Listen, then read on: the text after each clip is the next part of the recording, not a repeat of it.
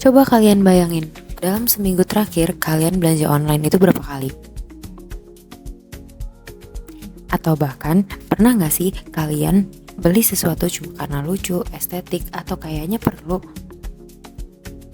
Nah, semua aktivitas belanja itu sebenarnya adalah bagian dari kegiatan ekonomi. Dan hari ini kita bakal bahas kegiatan ekonomi yang paling dekat sama kehidupan sehari-hari, yaitu kegiatan konsumsi.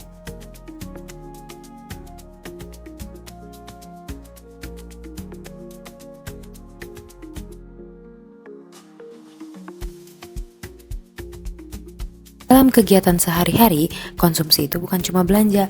Konsumsi adalah kegiatan manusia untuk mengurangi atau menghabiskan nilai guna suatu barang dan jasa untuk memenuhi kebutuhan sehari-hari.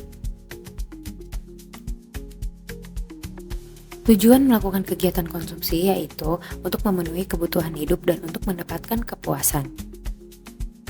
Tanpa kita sadari, konsumsi adalah aktivitas ekonomi yang paling sering kita lakukan. Setiap orang, di setiap usia, pasti melakukannya. Karena begitu dekat dengan kehidupan kita, penting banget untuk kita memahami bagaimana konsumsi bekerja, apa tujuannya, dan bagaimana cara jadi konsumen yang cerdas. Setiap kali kalian makan mie instan, naik ojek online, atau membeli skincare setiap bulannya, atau juga menonton film berbayar di platform kesayangan kalian, itu juga termasuk dengan kegiatan konsumsi. Jadi, kalian harus mempelajari bagaimana cara konsumsi bekerja untuk menjadi konsumen yang cerdas.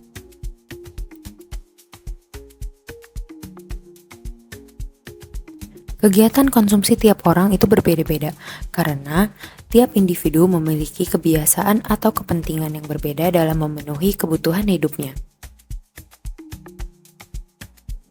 Hal itu terjadi karena konsumsi dipengaruhi oleh beberapa faktor. Selanjutnya, kita akan mempelajari tentang apa itu faktor produksi dan apa saja faktor produksi. Faktor produksi yang pertama yaitu adalah tinggi pendapatan.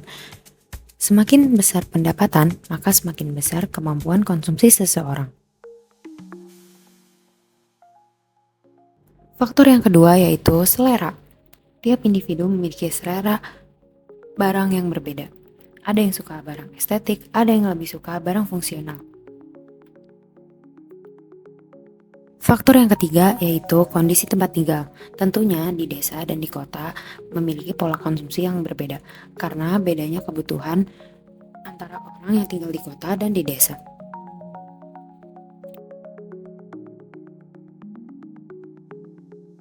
Faktor yang keempat yaitu kondisi sosial budaya.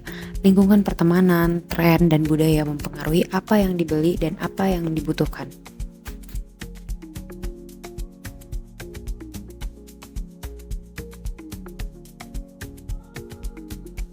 Faktor yang kelima yaitu tingkat pendidikan. Biasanya semakin tinggi tingkat pendidikan seseorang, semakin rasional dalam mengkonsumsi.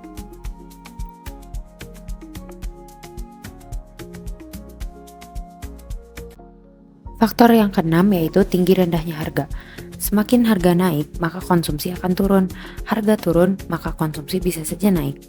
Dan yang selanjutnya adalah perkiraan harga di masa mendatang. Kalau diprediksi naik, orang akan cenderung beli lebih awal.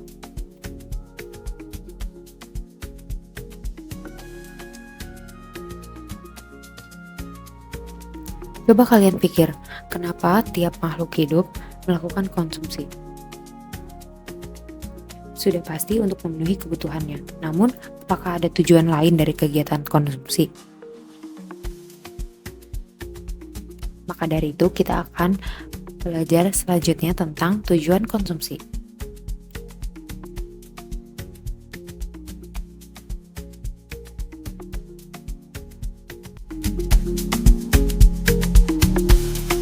Tujuan konsumsi yang pertama yaitu memperoleh kepuasan.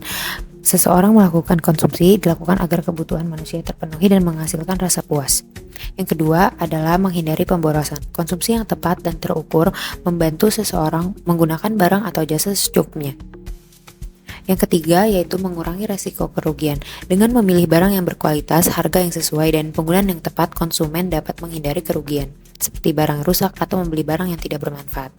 Yang terakhir, memanfaatkan sumber daya. Konsumsi dapat bertujuan untuk menyesuaikan kebutuhan dan kemampuan sehingga pengeluaran tetap realistis dan tidak melebihi batas.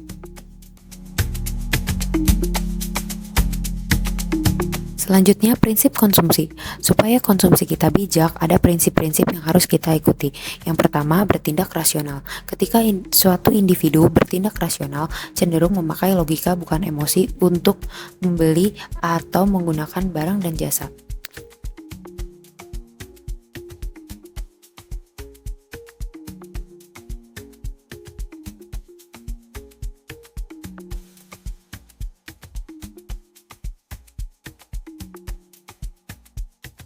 Prinsip yang kedua yaitu bertindak ekonomis, cermat, dan punya perencanaan terhadap apa yang akan dibeli di masa yang mendatang. Yang ketiga yaitu membuat skala prioritas, membeli yang penting dulu, makanan, sekolah, transport, dan yang lain-lain ketika mendapat uang atau pendapatan. Selanjutnya yaitu prinsip cost and benefit, yaitu membandingkan biaya dengan manfaat. Dan yang terakhir, bersikap hemat, yaitu menghindari pemborosan.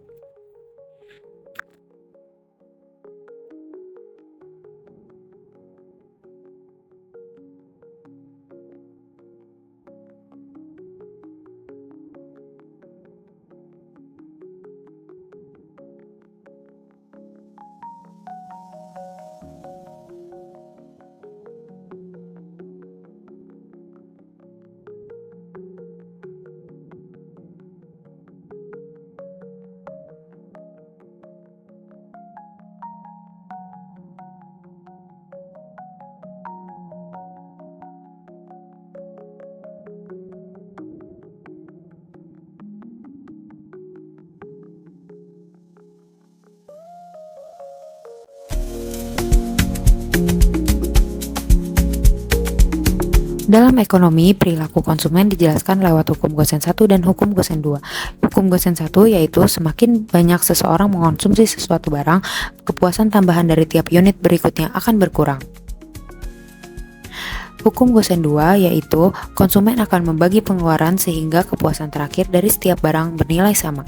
Artinya kita mengatur uang supaya semua kebutuhan terpenuhi secara seimbang.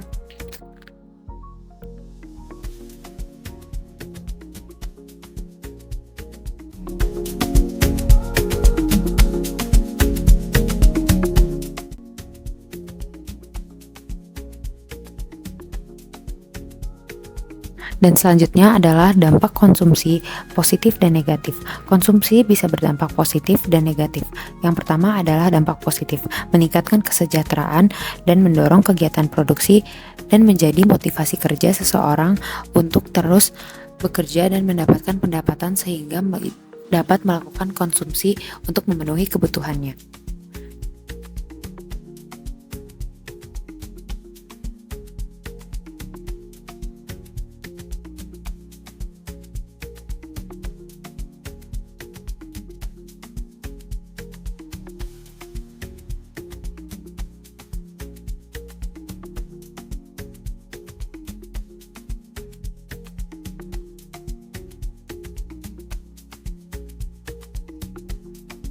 Dan ada pula dampak negatif dari kegiatan konsumsi, yaitu yang pertama adalah konsumtif atau berlebihan dalam melakukan pembelian. Dan yang kedua adalah terjebak hutang pay later. Dan yang ketiga adalah timbul sampah dan limbah karena banyaknya konsumsi. Dan yang terakhir adalah pemborosan.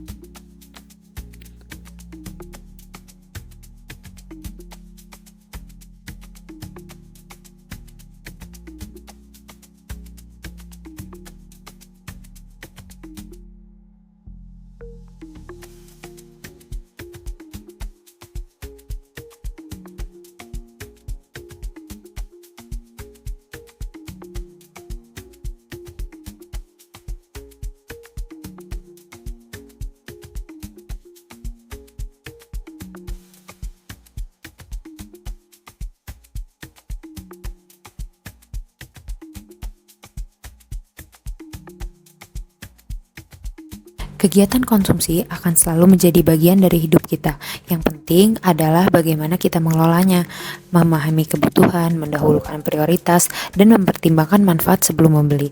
Dengan bersikap rasional dan hemat, kita dapat menjadi konsumen yang bijak, tidak mudah terpengaruh tren, dan tetap mampu mengatur keuangan dengan baik.